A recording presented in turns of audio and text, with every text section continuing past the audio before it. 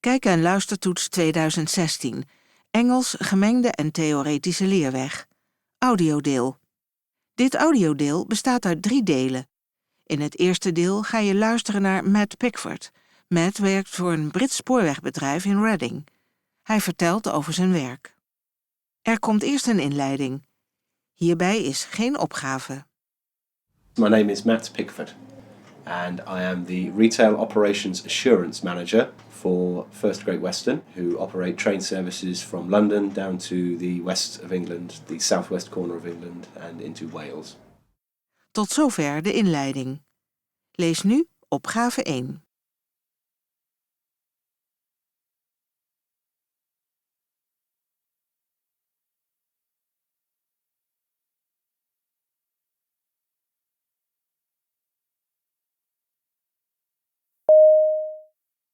My work is very much involved with all of our ticket offices that sell the tickets to the people, either if they're travelling now or they come in if they're travelling in the future.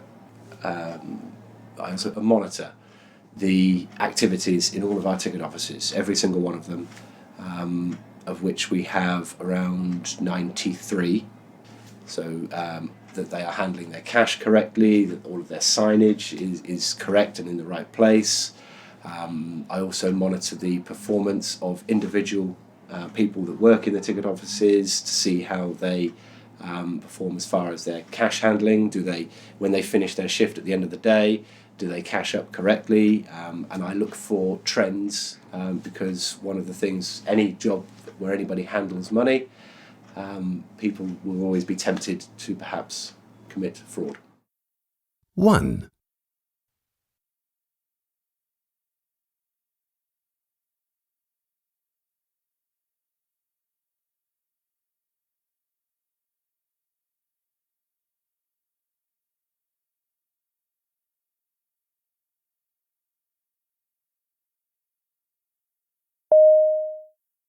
We have 210 stations that we operate, ranging from places like Reading and Bristol, which are huge stations. They're staffed 24 hours a day, to some very, very small stations that have nothing.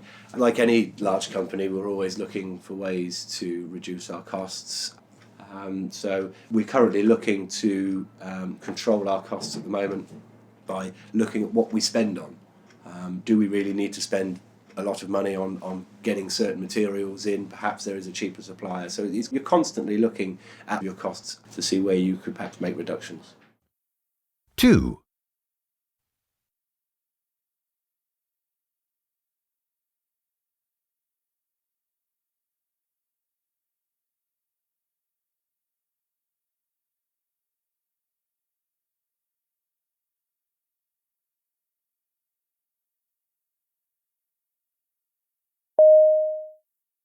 At the moment, we're spending a lot of time looking at the opportunities that we have to sell.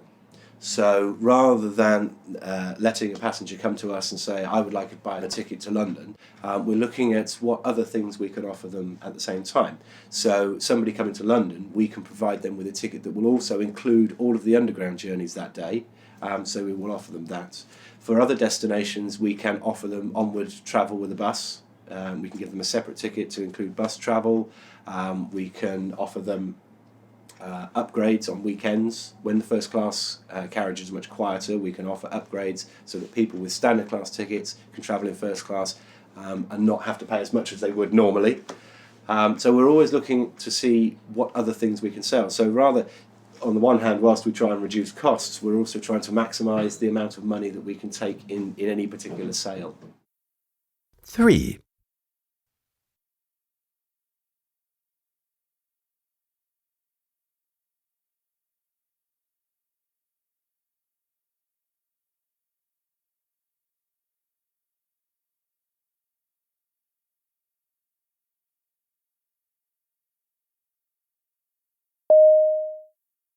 We had a fraud committed many years ago in one of our offices where the person working there was being handed, he went to jail.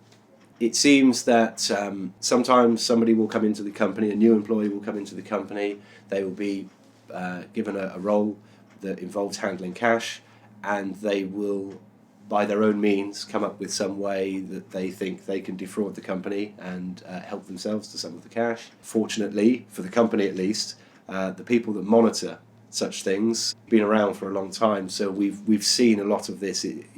A particular type of fraud will appear, and then some years later it will appear again, and some years later it will appear again.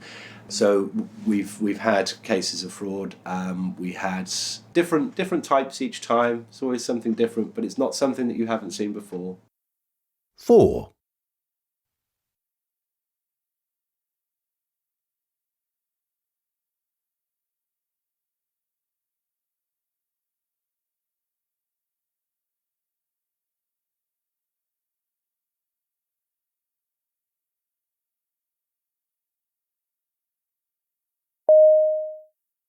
I find over the years when I first started working on the railway, you were made accountable by your colleagues.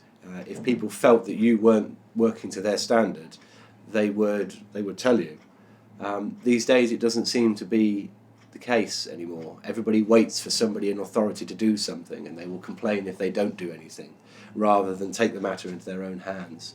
Whether that's the time that I started working, whether that was the way it was, or whether that was the location that I worked at, because Paddington, where I first started working, was always quite outspoken as an office. 5.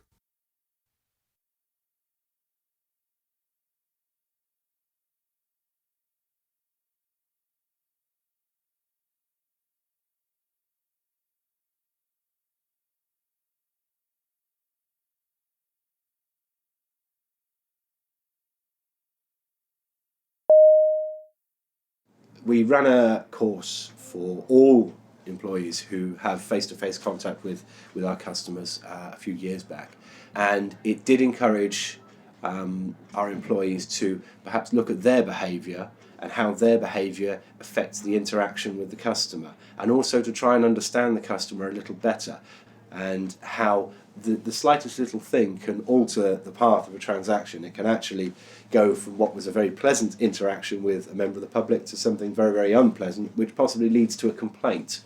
And to try and understand as well that if the customer is unhappy, what they might be unhappy about. It might not necessarily be something that we as a company have done. So we're sort of trying to say to people, look, people may come to you having had a bad experience already, so it's our job to perhaps not make that worse, and to think about how we behave. 6.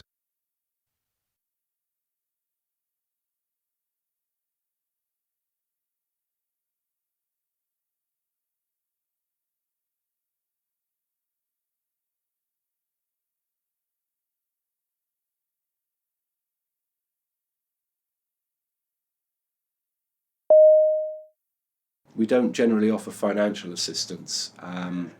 We do provide a confidential counselling service to all of our employees, so that if they have an issue with their home life, they can contact this counselling service, and they can have a dedicated counsellor work with them to help them through their problems. So if they have concerns about money, then that is perfectly acceptable as one of the things that they can contact this service about, and just have a chat with somebody who's not going to be judgmental, and just listen to them and perhaps offer them some constructive advice. The counselling service is there for anybody that feels they might need it. 7.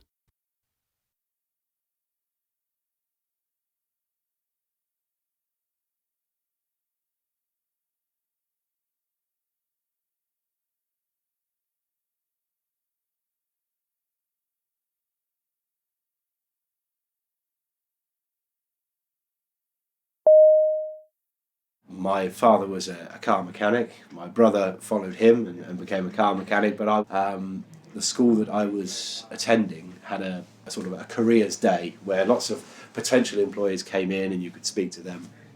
And they were looking for really the railway. They were there. I went on to do my A-levels, and I looked through the information that the railway provided, and I saw a job in a ticket office, and I thought, yep, that's what I want to do. So I applied for a job in Reading, and that was 20 years ago. And I stayed ever since. 8.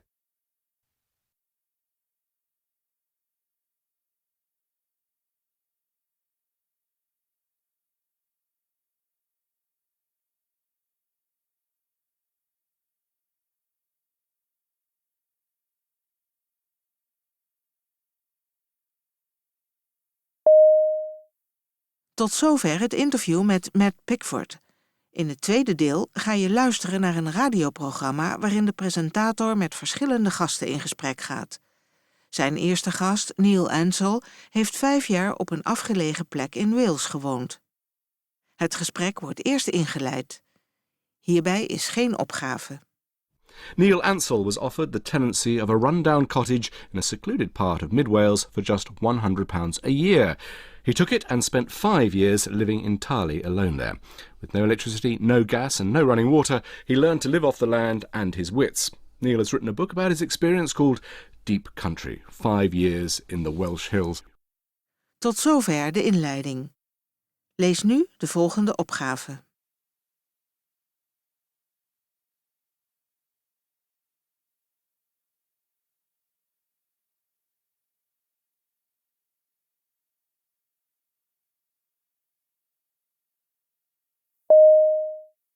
What about dealing with the solitude? How did you adapt to that? Well, what I found the psychology of the experience was almost unexpected in that you might have thought that spending long periods of time alone, you'd start to become introspective and think about your past and your future and learn about yourself. But I didn't really learn about myself. Each day will be taken up with maintaining your life, really. I had to go to the village shop to get supplies, which would be about a 3 or 4 hour round trip. And my voice would crack as I got to when I spoke to them in the shop, because I wouldn't have spoken for weeks. There was no labour-saving devices, no time-saving devices, so that was a big part of my day. 9.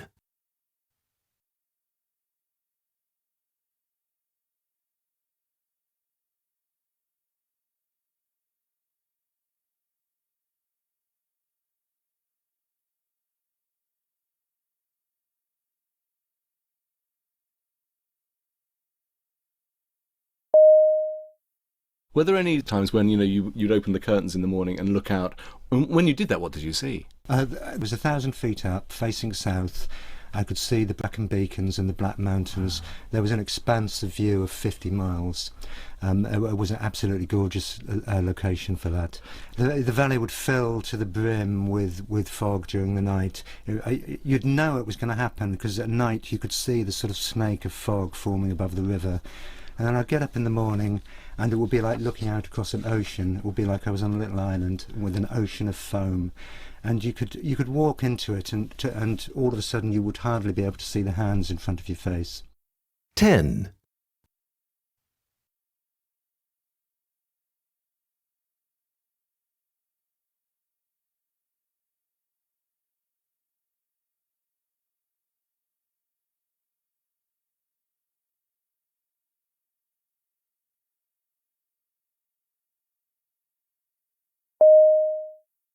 Tot zover het gesprek met Neil Ansell.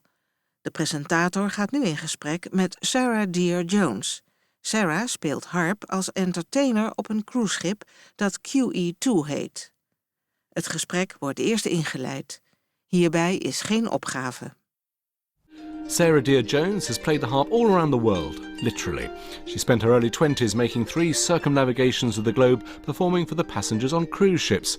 Sarah has written up her experiences in Maiden Voyage, Notes from a Ship's Harpist, and joins us now from our Truro studio. Tot zover de inleiding. Lees nu de volgende opgave.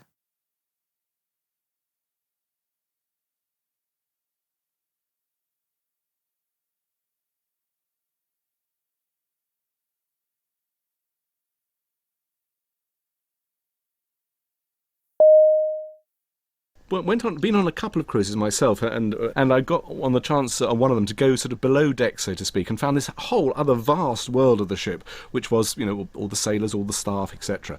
Is there a very different atmosphere down there when you're spending so much time aboard ship as you did? Absolutely. There was a door at the front of 2 deck on the ship, and you went through this door, and it was just like The Lion, the Witch and the Wardrobe.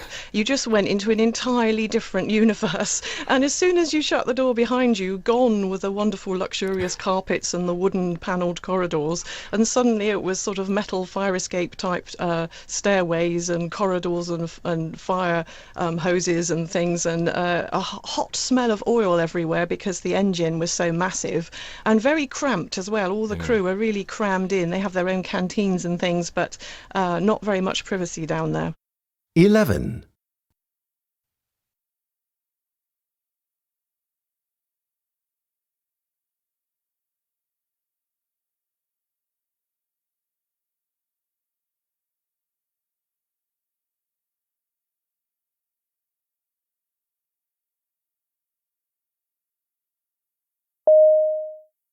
The round the world cruise takes, I think, 3 months. It's a long time. How did you take to life at sea? Yes, it was a remarkable shock, really. It was different from everything I'd ever done before, and the whole sort of social scene on a cruise ship is absolutely fascinating. There were a lot of musicians on the ship. There were 2 bands, and there were lots of sort of cocktail musicians that played in the bars and the restaurants and things. But the problem I had was that most of them seemed to be nocturnal, and I've never been very good at staying awake all night, and some of them would sort of carry on working until the early hours and then go and have a drink until dawn and then sleep through most of the day. So I only saw these characters at meal times, and not always all of them then either. So yes, I did find myself on my own, and I did find I made friends with some of the passengers actually, because they were actually up during daylight hours. 12.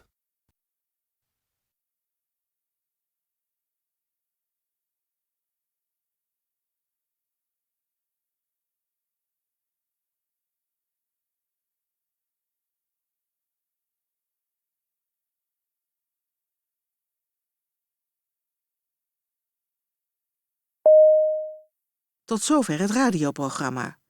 In het derde deel ga je luisteren naar een aantal nieuwsberichten. Er is geen inleiding. Lees nu de volgende opgave.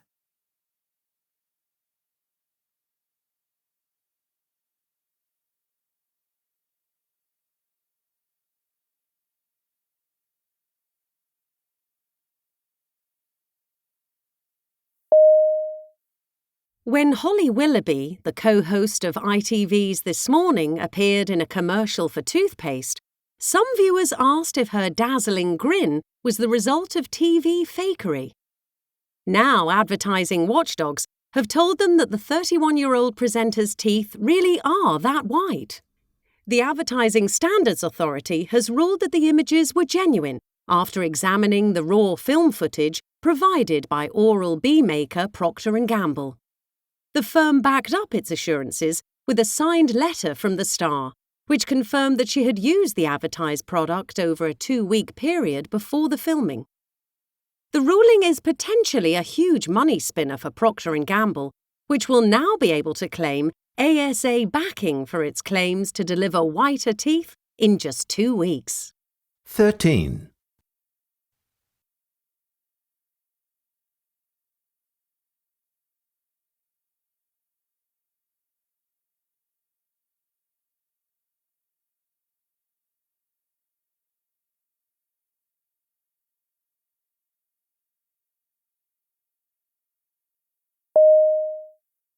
The current park keeper of Nairn's stunning national park at the seaside has caused trouble with Highland Council. The park keeper was tired of antisocial behaviour in the park, particularly young people arriving in cars, playing loud music and leaving their rubbish behind. The park keeper had to continuously spend parts of his day straightening it up to get the park to look decent again. To end the dilemma, he blocked vehicle access. Highland Council believes the route is a long-standing right-of-way and has in the past paid for its upkeep. But despite several meetings in an attempt to reach a compromise, the park keeper has gone ahead with his threat to place a barrier to prevent vehicle access. The local authority says it may now have to take legal action. 14.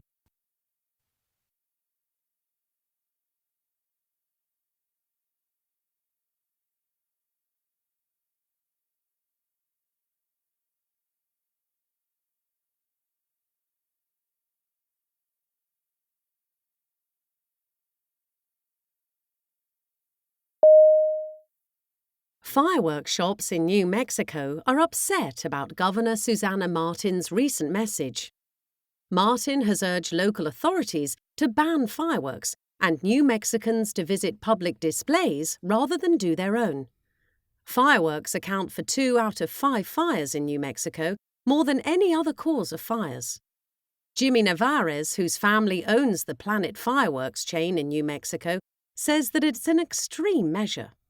Shop owners within the city limits do not understand the measure, since they are not even close to forested areas. They said they have to turn customers away, which is hard because it's turning away money and business.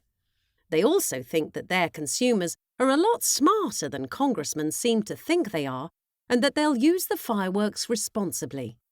15.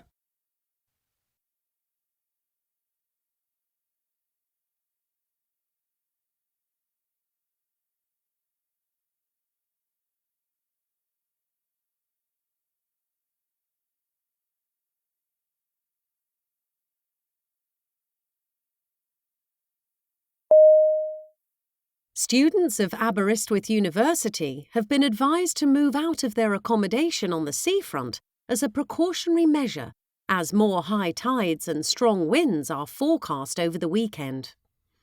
The police and council officials closed the promenade area due to flooding fears. Students were given shelter at the university's campus. Food vouchers were given for catered meals in the halls of residence, and exams due to take place have been postponed. The university contacted students abroad, notifying them that they should not travel back to Aberystwyth until further notice. Vice-Chancellor of the university, Rebecca Davis, said that the university was monitoring the situation and working closely with the county council. Further details would be made available as soon as possible. 16.